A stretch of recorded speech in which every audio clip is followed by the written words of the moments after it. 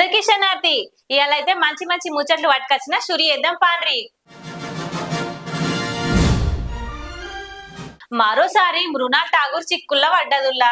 ఇక గదే ఎందుకంటారా, తాజాగా ఆమె పరోక్షంగా అనుష్క శర్మపై చేసిన వ్యాఖ్యలు దీనికే కారణం అని చెప్పుకొస్తున్నారు. గతంలోనైతే ఒక స్టార్ హీరోతోని సినిమాలో ఆఫర్ వస్తే రిజెక్ట్ చేసిందంటనుల్లా. ఆ సినిమా చేసి ఉంటే అవకాశాలు కోల్పోయేదాన్ని అని అనుకొచ్చిందంట. ఇక అందులో నటించిన హీరోయిన్ కి స్టార్టప్ వచ్చినా గానీ ఇప్పుడు సినిమాలు చేయట్లేదంట అని అనుకొచ్చింది. ఇక ఈ ముచ్చటైతే అంతటా వైరల్ అవుతుందిలా. ఇది అనుష్క నటించిన సుల్తాన్ గురించేనని, ఆమెతోని మృణాల్ కు పోలికేంటని నెటిజన్లు మస్తుగా కౌంటర్ వేస్తుర్రు. అనుష్క సినిమా ఘాటి ఇయల్ అయితే విడుదలైందిలా. ఇక పబ్లిక్ టాక్ అయితే మస్తు ఉందని చెప్పచ్చు. మంచి ప్రధాన పాత్రలో క్రిష్ తెరకెక్కించిన యాక్షన్ థ్రిల్లర్ మూవీ అని ఇవాళ అయితే థియేటర్ లా మస్తుగా ఆడింది. అయితే ప్రీమియం చూసిన వారైతే సోషల్ మీడియాలో తమ అభిప్రాయాలను మంచిగా పంచుకున్నారు. అనుష్క పర్ఫార్మెన్స్ అయితే అదిరిపోయిందంట. పోస్టులు వేస్తారు, మరి ఎమోషనల్ సీన్స్ అన్ని ఆకట్టుకున్నాయంటనుల్లా. ఇక ముచ్చటైతే చెప్పుకొస్తారు. ఊహించని కథ, బోర్ కొట్టే సీన్స్ అస్సలు లేవంట. అయితే ఇబ్బంది పడకుండా ఎక్కడ లేవ చెప్పుకొస్తారు పబ్లిక్ అయితే. ఆలియా భట్ అయితే అలా కూతురుతోని ముచ్చటించేదుల్లా. తర్వాతి సినిమా నా కూతురే చేసేలా ఉండాలి అని ఆలియా తను చేయబోయే తర్వాతి సినిమా నా కూతురు రాహా చూసేలా ఉండాలనుకుంటుందంట. హీరోయిన్ ఆలియా భట్ చెప్పింది, కూతురు చూసే సినిమాలను తాను ఇప్పటి వరకు చేయలేనని అన్నారంట. చిన్నారి కోసం జానర్ మార్చి కామెడీ కథలను ఎంచుకుంటదంట. ఆమె తెలుపుకొచ్చింది త్వరలోనే కొత్త ప్రాజెక్టులు వివరాలు వెల్లడిస్తదంటనుల్లా. భర్త రబ్బీర్ కపూర్ తో కలిసి ఆమె నటిస్తున్న లవ్ అండ్ వార్ 2026 మార్చి 20న రిలీజ్ కానుంది. తెలుగు వారి ప్రేమను మర్చిపోలేనంటుంది ఒక హీరోయిన్. అయితే ఎవరో కాదుల్లా, కళ్యాణి నిఖిల్. హలో మూవీతోని టాలీవుడ్ లోకి ఎంట్రీ ఇచ్చింది కదా గీమె కళ్యాణి ప్రియదర్శన్.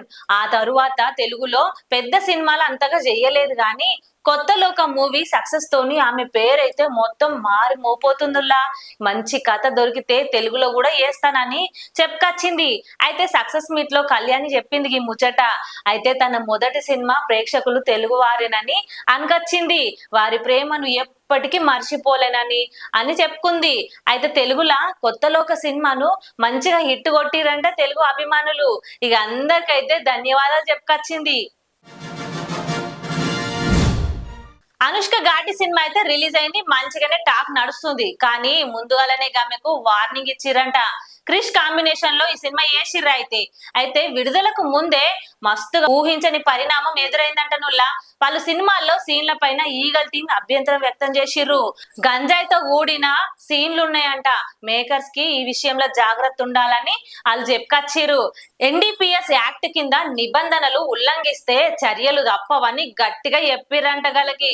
అయితే డ్రగ్స్ నియంత్రణ కోసం తెలంగాణ ప్రభుత్వం ఈగల్ టీమ్ ని ఏర్పాటు చేసిన సంగతి అందరికీ ఎరికెనాయే. అందుకే గండ్ల కొన్ని సీన్లకైతే అసలు వ్యతిరేకం చెప్పిరంట.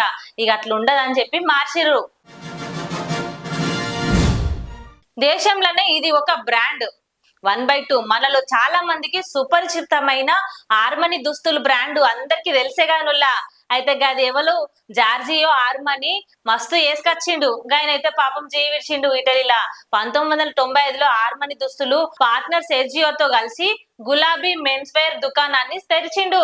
అయితే అందులో తమ వద్దనున్న పాత వోక్స్ వ్యాగన్ కార్ ను అమ్మేసిండు.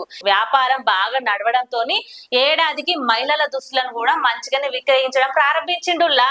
ఇక మంచిగా డెవలప్ అయింది. ఆ తర్వాత వారి వ్యాపారాలు సరిహద్దులు దాటింది, ఖండాలు దాటింది. అయితే దుస్తులకైతే మస్తు క్రేజ్ ఉందని చెప్పచ్చు.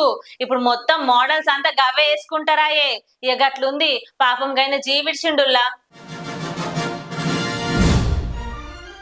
ఇవి నుల్ల ఇయాల్టి ముచ్చట్లు. మళ్ళీ నీ ముచ్చట్లతోని మళ్ళీ కలుస్తుంది మంగమ్మ. ఉంటా, పోయేస్తా. లైక్ చేయండి, షేర్ చేయండి,